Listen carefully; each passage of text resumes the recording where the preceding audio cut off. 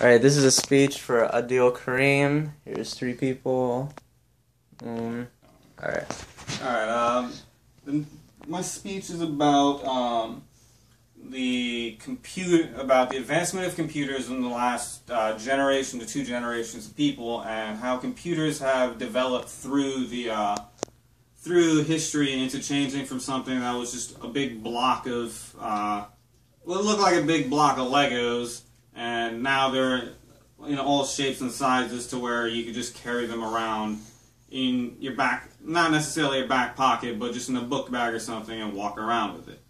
The way computers have changed the world is a constant reminder of how the world has been changing within the past 15 to 20 years, of how people went from only being able to use a computer within their house with no internet to how they've been able to use it just anywhere in the world at one point in time, to where they could just walk around, go to McDonald's, even use the internet over there.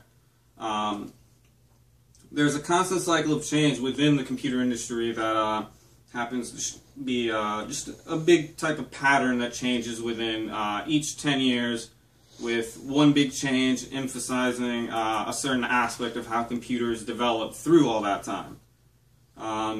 The first major point of computer advancement would obviously be the history behind computers and how they've changed over the past 50, 60 years, and how they've developed. And the next point would be how the development has led to something such as a portable computer like laptops, ultrabooks, tablets, netbooks, and all sorts of things like that. Furthermore, the history of computers starts back in the 1940s, when the first computer that was made was meant only to do very basic and fundamental options and capabilities of features. It was only meant to do simple math problems and only show a very small selection of things that it was capable of doing at the time.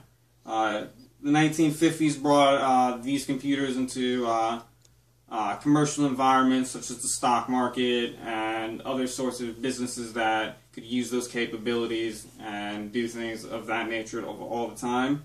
The 1960s brought them into being used in factories for smaller things, and using them with machinery to develop how things would formulate.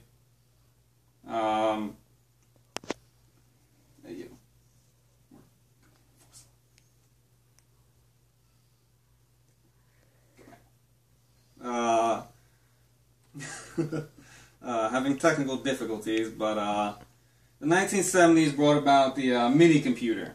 The mini computer was meant to create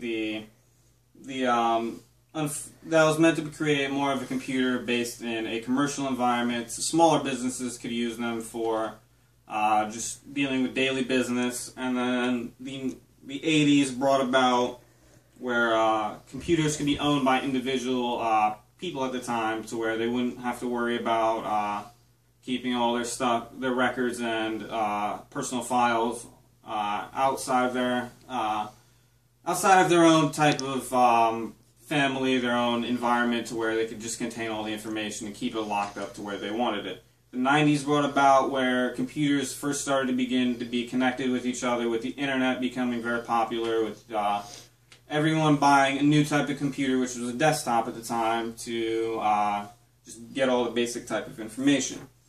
Next was the next big change was the development of portable computers, which changed in the next 10 years, which is current times, where everyone now has a laptop to do all sorts of work on. They use it for their basic work, their heavy work. They use it for all sorts of things, for entertainment, for personal use, for business. They use it for anything while they're traveling, while they're even doing something as simple as just checking what the scores are on a sports game at the time. And this has really changed how people have used computers, because they can always use it whenever they're going around and how they're using things. The big type of brand right now that specializes in the use of portable computers happens to be Apple, with their MacBooks, and how all of those things are completely changing how people look at computers because they're very informative and giving a much broader group of people the capabilities of using a simple-to-use computer. In